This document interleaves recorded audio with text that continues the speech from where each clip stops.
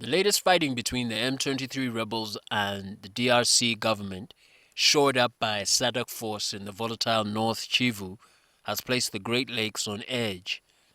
With fear that the war could escalate into a full-blown regional conflict, the Congolese army, a disparate collection of ragtag militia, has reached out to a SADC force consisting of Malawi, Tanzania, and South Africa to shore up its fragile front lines as the M23 continues to capture large swathes in the province. Besides the geopolitical terrain rife with mutual suspicion amongst leaders, hundreds of itinerant militia across North Kivu, South Kivu, and Ituri have turned the eastern DRC into a powder keg. Kinshasa accuses Rwanda of fighting alongside M23 and providing it with sophisticated weapons, including surface-to-air missiles, while Kigali accuses Kinshasa of arming FDLR genocidaires who are disguised as a local militia, Wazalendo, to launch attacks against the Tutsi community in eastern DRC. Burundi is accusing Kigali of propping up the Red Tabara militia in South Kivu against the Bujumbura government, while Kigali accuses Burundi of giving support to FDLR. By the FDLR, the Interahamwe that killed people in Rwanda, and they have been building, operating themselves in Congo. Now they are associating themselves with the FDLR in this region, with the militia group, I think, calling themselves Wazalendo. So their spokesperson, somebody Jules Mulumba, then alleges UPDF is fighting alongside M23, which is total rubbish. And to justify his claim, he's using photographs of our forces when we were entering Ruchuru last year as part of the ICRAF. With the M23 gaining an upper hand and the front line gradually shifting towards the provincial capital of Goma, civilians continue to flee mortar shells that have cratered buildings across the dystopian ruin of North Kivu.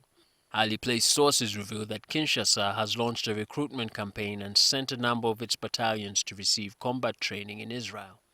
DRC has also received sophisticated weapons including drones from Turkey, China, and Bulgaria in preparation for war after the UN Security Council lifted an arms embargo in December 2022. A bellwether about the pattern of warfare that is gradually shifting from the orthodox methods to asymmetrical warfare. Amongst the weapons in the possession of the DRC and M23 fighters are reconnaissance drones, surface-to-air missiles, and Sukhoi, a rugged Russian fighter jet, which continue to circle the misty hills of Rushuru, Sake, and Masisi in North Kivu. Only last week, a mobile surface-to-air missile was fired at a UN observation drone, a confidential United Nations report said. The UN, in its assessment, claims that Rwanda continues to give sophisticated weapons to its proxy militia, the M23, which has relied on weapons against aircraft and also have in their armory anti-aircraft guns and man-portable air defense systems. Amongst the equipment in the possession of M23 is the WZ-551 6x6 IFV mobile SAM system, also known as the Yishan anti-aircraft missile system, which is a short-range air defense system built by China. DRC, the green jungle in the heart of Africa, possesses vast mineral wealth, which could be plundered to power the roaring engines of the fifth industrial revolution. Many Western secretive corporate firms, as well as the Chinese government, have used the pretext of providing military support to the DRC to gain a foothold in the lucrative mining deals across the country.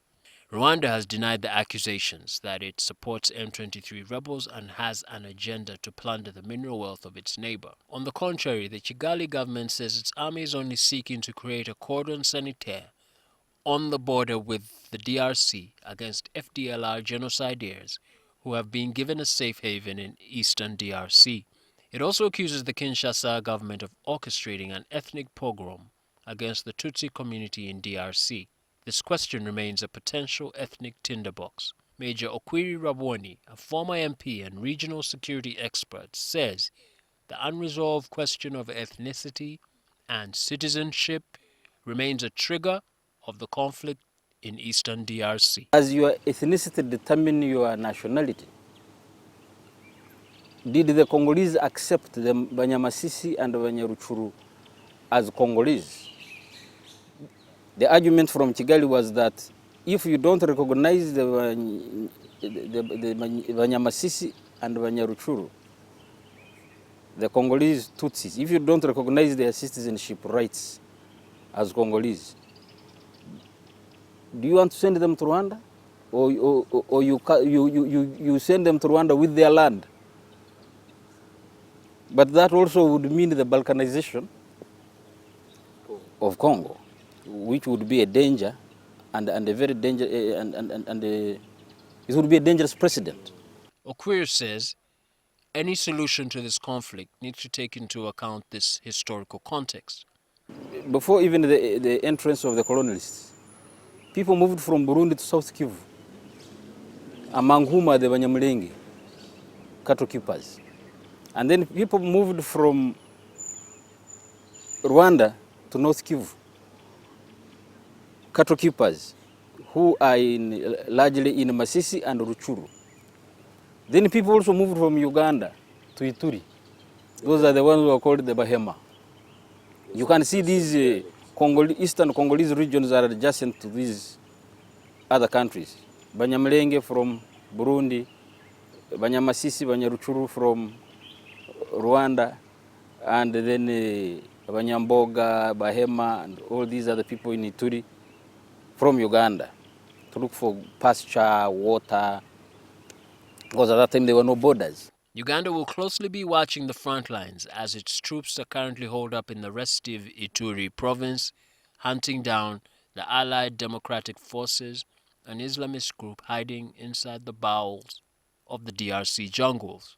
Army and Defense spokesperson Brigadier Felix Kulaije told Nation Media Group that Uganda has no reason to be involved in a fight in North Kivu or South Kivu. When there was an attempt by even M23 to attack our road equipment, we beat them off. Are you aware? They attempted to attack our road equipment on Ruchuru-Bunagana Road, M23, and we beat them at it. The people who we are alleging to be supporting. His revelation in regard to the M23 attack on the UPDF road construction project appears to lend credence to the theory that the Eastern DRC is the new theater for cloak and dagger games amongst regional countries. The conflict in North Kivu has no impact on our operations of Shujaa. And as you are aware, it's a bilateral operation. FRDC and UPDF. Now, we cannot be operating here alongside FRDC, and then to the south we are fighting against them. Strategically, it is impossible. Operationally, it would endanger our own soldiers. And it would be foolish of us anyway. Kulaije places this conflict in the context of growing regional trade and its contribution to the growth of the Ugandan economy. So we have a stake in the stability of Eastern Congo. Serious stake in the stability. So we will be the last to encourage war.